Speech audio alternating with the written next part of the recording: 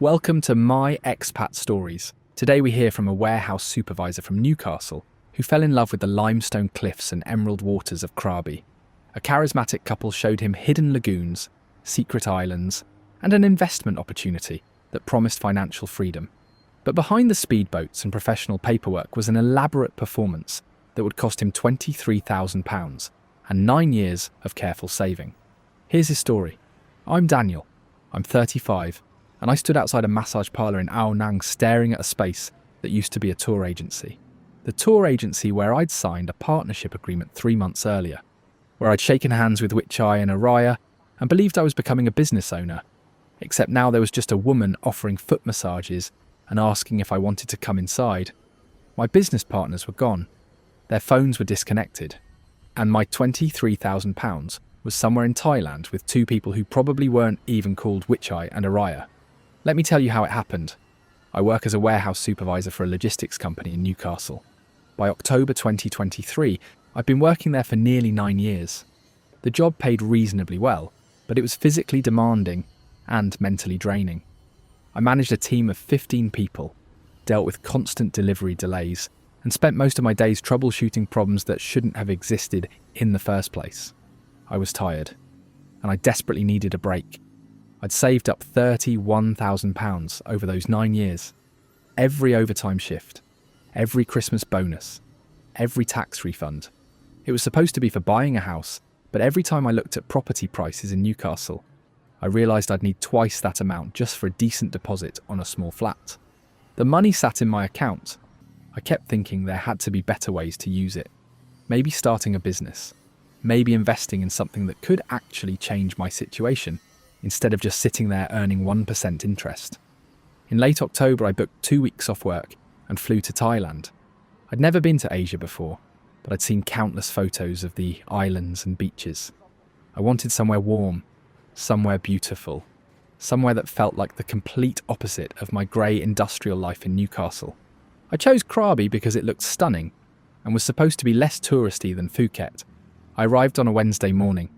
The flight from Bangkok to Krabi was short. When I stepped out of the small airport, the heat and humidity hit me like opening an oven door. I'd booked a hotel in Ao Nang, the main beach area. Mid-range, nothing fancy. But it had a pool and was close to the beach. I checked in, dropped my bags, went straight out to explore.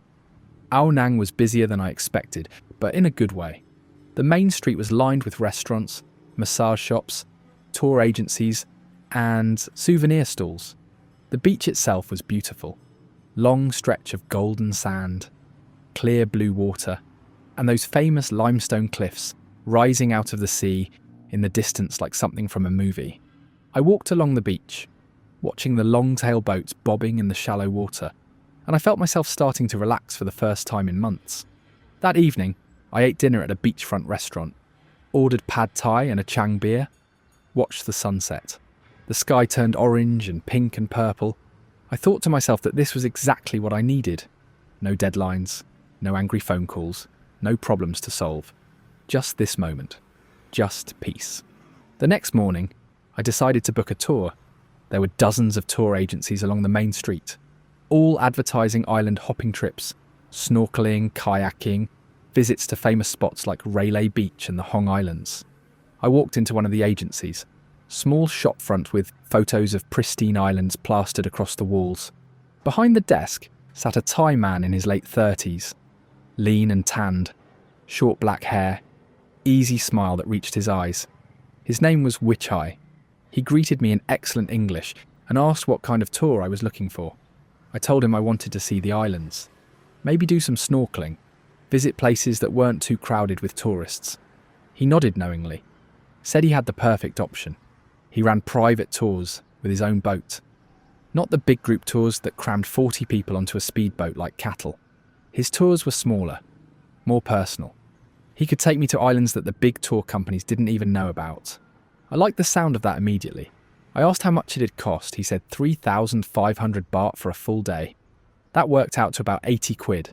That seemed reasonable compared to the group tours, which were around £40 but packed with people taking selfies and complaining about seasickness. I told him I'd think about it and come back later. Wichai smiled, said no problem. No pressure. Then he said something that stuck with me like a hook in my brain. He said, "You look like someone who appreciates quality. If you want to see the real Krabi, not the tourist version, I can show you that. But it's up to you." I left the shop and spent the rest of the day exploring Ao Nang. But I kept thinking about what Wichai'd said. The real Krabi. That was exactly what I wanted. The next morning, I went back to Wichai's shop. He was sitting behind the desk, looking at his phone, relaxed and unhurried. When he saw me, his face lit up and he stood up. I told him I wanted to book the private tour. He said excellent. We agreed to start the following day at 8 in the morning. He'd pick me up from my hotel. The next morning, Wichai arrived exactly on time in a white pickup truck. Board shorts, tank top, sunglasses.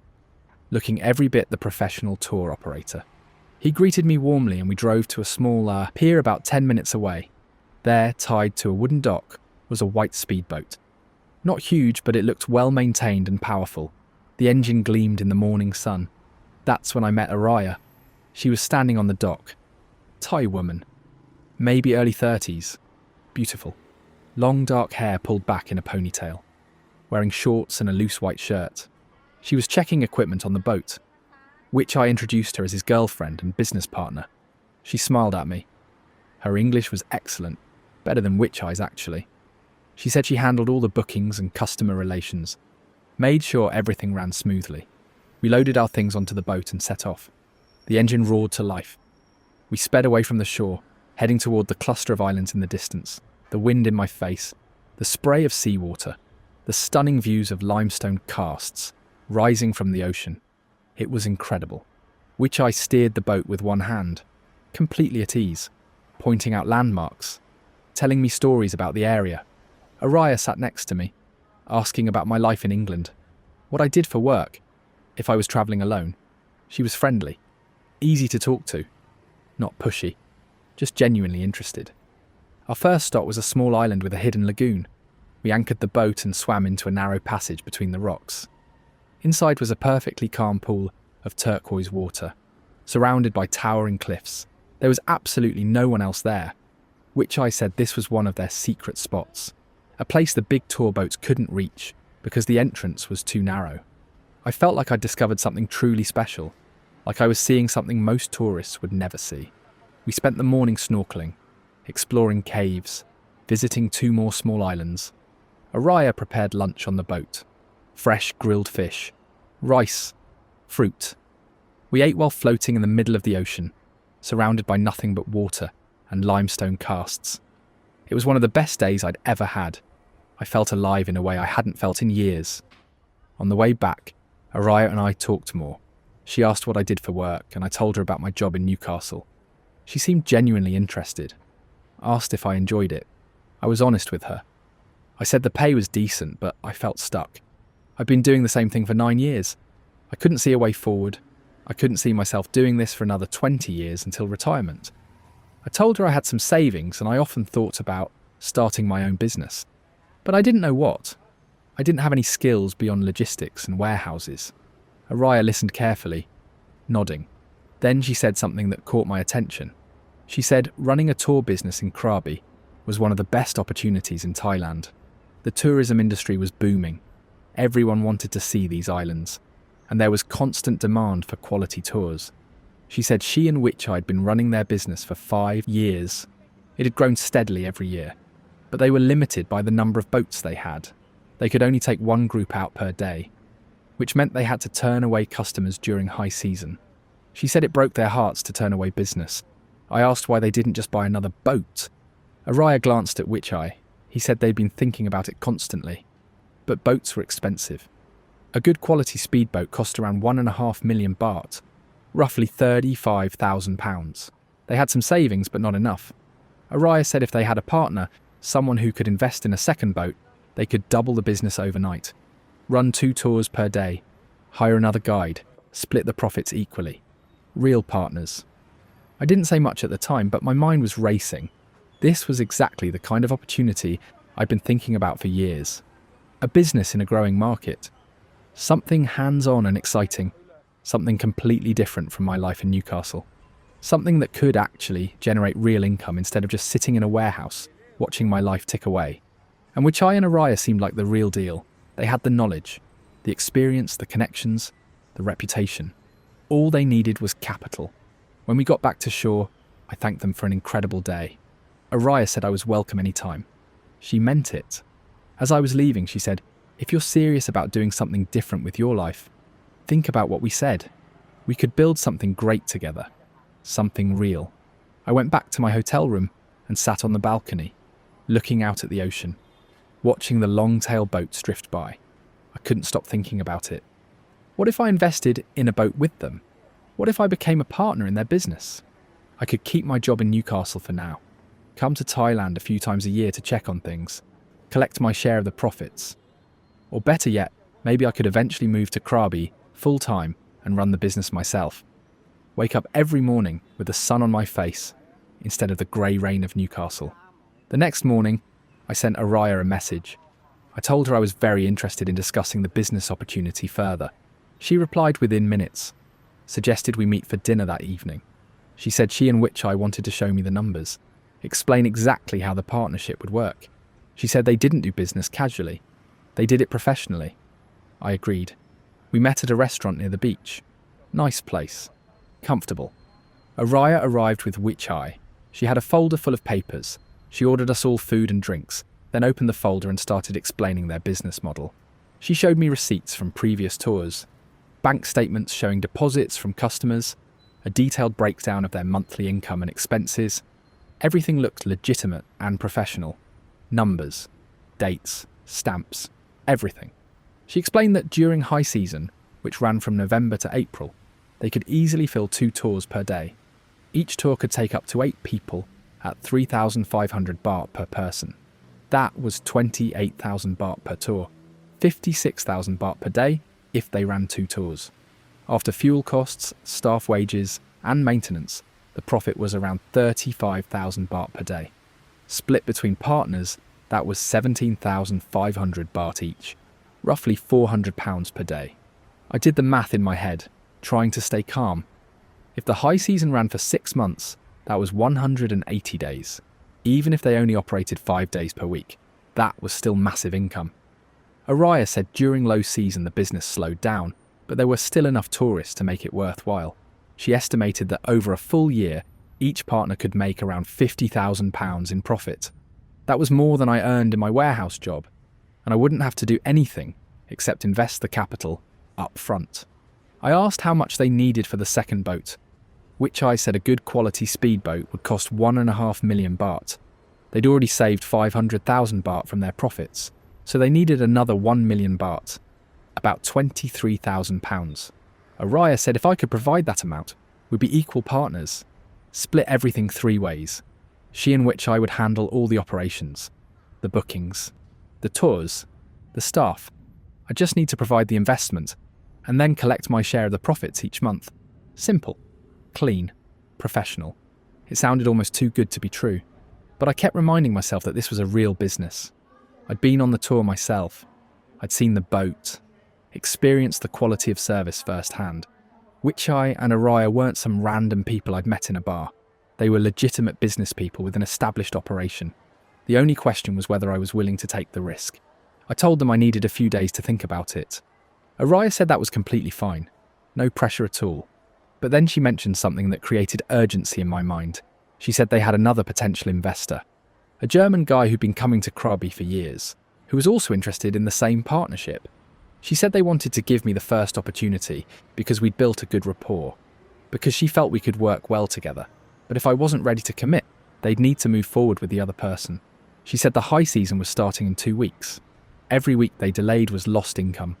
Thousands of pounds just evaporating. That created a sense of urgency I couldn't shake. I didn't want to miss this opportunity. I didn't want to go back to Newcastle and spend the next year wondering what if. I went back to my hotel and spent the next 2 days thinking about almost nothing else. Researched the tourism industry in Krabi, looked up boat prices online, even contacted a mate back home who worked in finance to get his opinion. He said it sounded risky, but potentially profitable if Wichai and Araya were legitimate. He advised me to make sure everything was documented properly, with contracts and legal agreements. Don't do anything on a handshake, he said. On the 3rd day, I contacted Araya and told her I was ready to move forward. She seemed genuinely excited, almost emotional. She said this was going to be great for all of us. We arranged to meet the following morning to discuss the legal details and sign the partnership agreement. She said they'd bring their lawyer to make sure everything was done correctly and legally. She said she wanted me to feel completely protected. The next morning, we met at a small office building in Krabi town, about 20 minutes from Ao Nang. Araya and Wichai were already there with another man, a Thai guy in his 50s wearing a white shirt and glasses, looking every bit the professional lawyer. Araya introduced him as Prasert, their lawyer.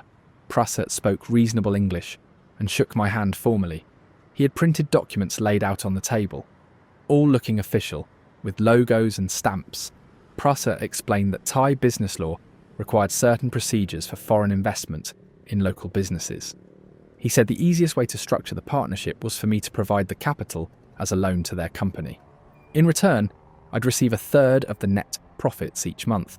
The loan would be secured against the boat, meaning if anything went wrong, I'd have legal claim to the asset. He said this was standard practice for foreign investors in Thailand. He said he'd handled dozens of these agreements. I asked if I'd have any ownership rights or control over business decisions. Prasert said that under Thai law, foreigners couldn't own more than 49% of a Thai business in certain sectors, including tourism.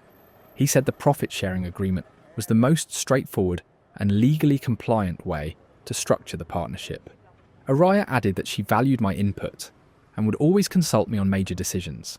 But operationally, it made sense for her and Wichai to run the day-to-day activities since they were based in Krabi full-time and knew the business inside out. I wasn't entirely comfortable with that arrangement, but Prasert assured me that the contract was legally binding and enforceable in Thai courts. He said if there were any disputes, I'd be protected under Thai law. Araya said she understood my concerns completely, but she reminded me that this was about trust. She said we'd spent time together. I'd seen their business firsthand. They were offering me an opportunity they didn't have to offer. She said if I didn't feel comfortable, she'd respect that and move on to the German investor. No hard feelings. I didn't want to lose the opportunity. I told them I was ready to proceed. Prasert went through the contract line by line in both Thai and English. The English version stated that I'd provide 1 million baht as an investment loan, that the funds would be used to purchase a speedboat, and that I'd receive a third of net monthly profits for a period of 5 years. After 5 years, we'd renegotiate the terms, or I could exit the partnership. The contract also included clauses about dispute resolution and termination conditions. I signed the contract. My hand was shaking slightly, but I signed. Wichai and Araya signed as well. Prasert witnessed all signatures and stamped the document with an official-looking seal. He gave me a copy and said I should keep it in a safe place. Araya shook my hand firmly and said we were now business partners. She hugged me, said this was the start of something amazing. She said the first step was to transfer the funds so they could begin the process of purchasing the boat. It'd take about 2 weeks to find the right boat, complete the paperwork, get everything registered. I asked how I should transfer the money. Araya said the easiest way was to transfer it directly to their company's Thai bank account. She gave me the account details written on a piece of paper. I told her I'd need to go to a bank to arrange the international transfer. She said no problem. Wichai offered to drive me to a bank in Krabi town where they could help me set it up. We went to the bank that afternoon. I sat down with a bank officer and explained that I needed to transfer £23,000 to a Thai bank account. The officer asked for the account details and processed the transfer. The exchange rate wasn't great, but I ended up transferring just over 1 million baht. The officer said the transfer would be completed within 2 business days. I received a receipt confirming the transaction. Araya seemed very pleased. She thanked me, said this was the start of something great. She said she'd keep me updated every step of the way as they searched for the right boat.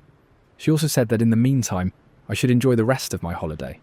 She offered to take me out on another tour free of charge, as a thank you for investing in the business.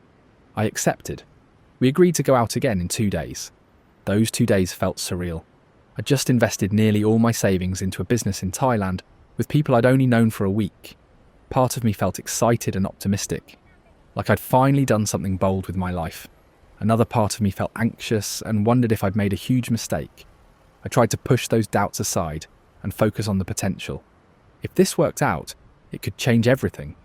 Araya and Wichai took me out on another tour as promised.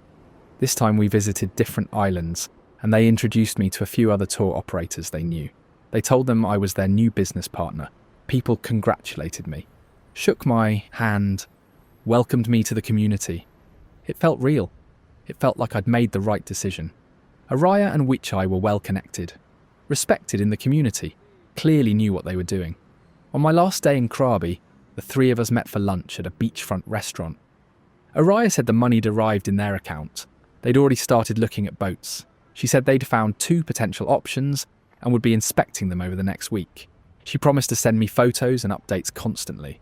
She also said that once the boat was purchased and operational, she'd set up a system where I could track the bookings and income remotely through an app. She said transparency was everything to her. She wanted me to feel confident in the partnership. She wanted me to trust them completely. I flew back to Newcastle feeling hopeful for the first time in years.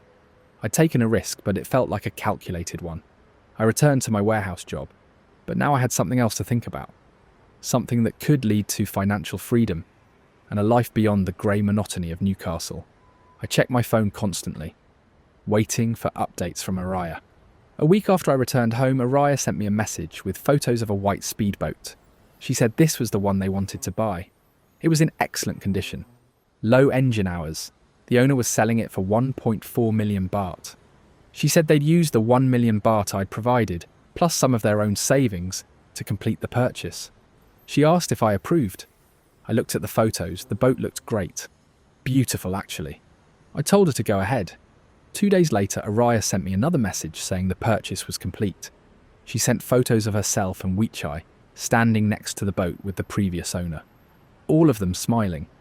She said they were now registering the boat and getting it ready for service. She said the first tours with the new boat would start the following week. I felt a rush of excitement. This was really happening. I was a business owner. But then, the communication started to change. Araya's messages became less frequent. When I asked for updates on how the tours were going, she'd reply with short messages saying everything was fine. Business was good. But she was very busy, too busy to chat. I asked when I could expect the first profit payment. She said she needed to wait until the end of the month to calculate everything properly. Then she'd send my share. The end of the month came and went. I didn't receive any payment. I messaged Araya asking about it. She apologised, said there had been some unexpected expenses. The new boat needed repairs that weren't apparent when they first inspected it. She said the engine had issues, and they had to spend 80,000 baht to fix it. She said once that was sorted, everything would be fine, and payments would start flowing. She sent me photos of the boat in a repair shop, which seemed to back up her story. I was frustrated, but I tried to be understanding. Unexpected expenses happen in any business. I'd worked long enough to know that. I told her to keep me updated and let me know when the repairs were finished. She said it'd take another 2 weeks. 2 weeks passed, I still didn't hear anything. I messaged her again. This time she took a full day to respond. She said the boat was fixed, but now they were dealing with some paperwork issues related to the business license. She said Thai bureaucracy was incredibly slow, but everything would be resolved soon. Another month went by. I'd now been back in Newcastle for nearly 2 months. I hadn't received a single baht in profit. Not 1 penny. I started to feel uneasy, like something was wrong. I messaged Araya more frequently, asking for detailed updates and financial records. Her responses became even more vague and delayed. She'd sometimes take 3 or 4 days to reply, and when she did, she always had another excuse. Bad-weathered, cancelled tours. Low season started earlier than expected. One of the boats needed more repairs. A customer damaged equipment, and they had to replace it. I decided I needed to go back to Thailand and see what was happening for myself.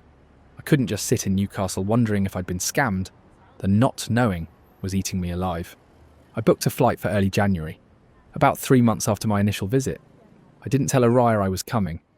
I wanted to see the reality of the situation without giving her time to prepare a story or set up another performance. I landed in Krabi on a Tuesday morning, took a taxi straight to Ao Nang, checked into a different hotel, one that was further down the beach from where I'd stayed before. I didn't want to risk running into them before I was ready. I dropped my bags in the room and immediately walked to the location where their tour shop had been.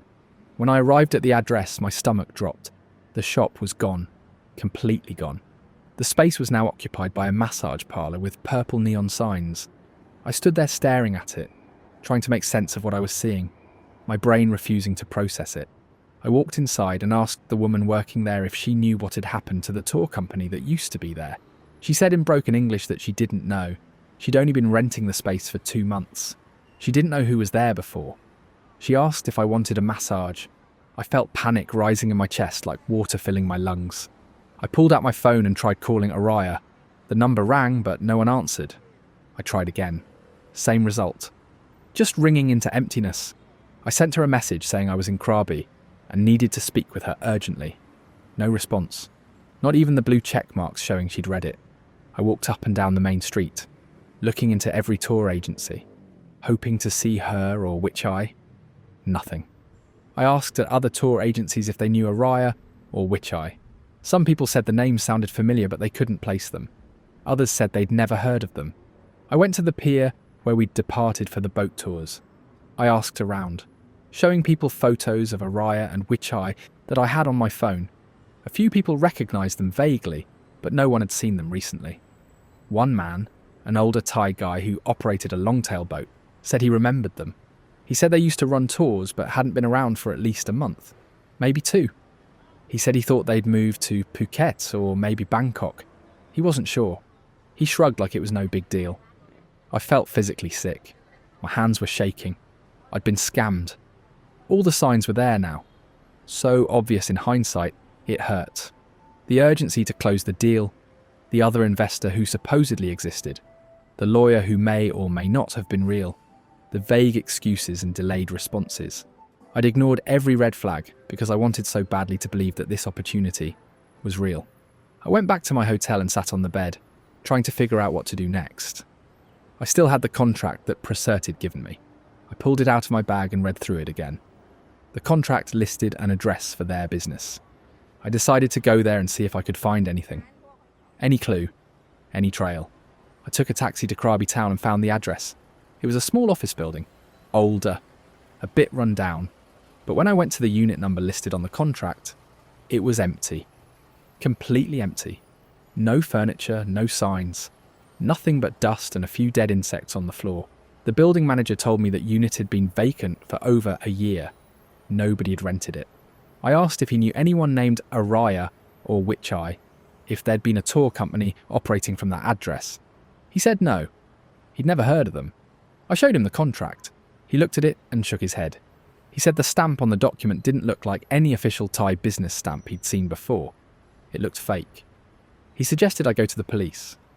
I went to the Krabi town police station, explained the situation to an officer at the front desk. He spoke some English, enough to understand what had happened. He took down my information and asked for copies of the contract and bank transfer receipts. He said he'd file a report, but he was brutally honest with me. He said cases like this were very difficult to resolve. He said Araya and Witch Eye could be anywhere in Thailand by now, possibly using different names, possibly in another country entirely. He said even if they found them, recovering the money would be nearly impossible. He said I could try to pursue it through the courts, but it'd be expensive and time-consuming. No guarantee of success. He said most foreigners just gave up. I spent the next 3 days in Krabi, desperately trying to find any trace of them. I went back to the pier every day, visited every tour agency I could find, asked everyone I could find. A few people remembered them vaguely, but no one knew where they were. One person told me they'd heard rumours that Witch Eye and Araya were known for running scams on foreign investors. They said they'd done this before, setting up fake partnerships, taking money, then disappearing. They said they probably moved around Thailand doing it in different tourist areas. I felt like the biggest idiot in the world for not researching them more thoroughly before handing over my life savings. On my 4th day in Krabi, I received a message from an unknown number. The message was in English. It said, "Sorry for what happened. Business did not work out. We will pay you back when we can. Please do not contact us again." I tried calling the number immediately. It was already disconnected. I tried replying to the message. It didn't go through. That was the last contact I ever had with anyone connected to Araya or Witch Eye. I flew back to Newcastle a few days later, completely devastated. I'd lost £23,000, my entire savings, money that had taken me 9 years to accumulate. 9 years of overtime shifts and skipped holidays and saying no to things I wanted. I had nothing left. I couldn't afford a house deposit now. I could barely afford to cover my monthly expenses. I had to move out of my flat and into a cheaper place with thin walls and damp in the bathroom. I picked up extra shifts at the warehouse just to make ends meet. My life had gone from bad to worse, all because I'd believed in a dream that was never real. The worst part wasn't just the financial loss, it was the psychological impact. I felt humiliated. I felt stupid. I'd always considered myself a rational, careful person, but I'd been completely taken in by a well-executed scam. A riot in which I'd played their roles perfectly. The friendly tour guides, the successful business people, the trustworthy partners. They'd shown me just enough to make it believable. The boat, the tours, the other operators who seemed to know them. It had all been part of the setup. Every single moment had been calculated. I later learned, through online research and forums for scam victims, that this type of scam is common in tourist areas across Thailand. Scammers target foreigners who are on holiday, relaxed, open to new opportunities. They build trust quickly through shared experiences and personal connections. They create urgency to pressure the victim into making fast decisions. They use fake documents, fake offices, sometimes even accomplices who pretend to be lawyers or business associates. By the time the victim realizes what's happened, the scammers have disappeared, and the money's gone forever. I reported the incident to Action Fraud in the UK, but they said there was little they could do since the crime occurred in Thailand and involved Thai nationals. They said I could try, working with Thai authorities, but as the Krabi police had already told me, the chances of recovery were slim to none. I contacted my bank to see if there was any way to reverse the transfer. They said once the funds had been received by the recipient, there was nothing they could do. The money was gone. It's been over a year now since the scam happened. I've managed to save up about £4,000. Nowhere near what I had before. I'm still working at the same warehouse, still living in the same cheap flat with damp walls, still trying to move forward. The emotional scars have faded somewhat, but they haven't disappeared. I'm more cynical now, more suspicious of people and opportunities that seem too good to be true. I've learned a very expensive lesson about trust, about due diligence, and about the dangers of making impulsive decisions based on emotion rather than logic. £23,000. That's what it cost me to learn that the beautiful woman and her charming boyfriend, who showed me hidden lagoons and secret islands, were professional con artists who'd done this before and would probably do it again. That's my story. I handed over my entire life savings to two people who staged the perfect performance. I hope sharing this prevents someone else from doing the same. Thanks for sharing, Daniel. The tour investment scam is one of the cruelest cons in Krabi because it weaponizes both dreams and trust. Daniel lost everything to a couple who knew exactly how to make a lonely man believe he'd finally found his way out. This is my Thailand stories. Watch yourself out there.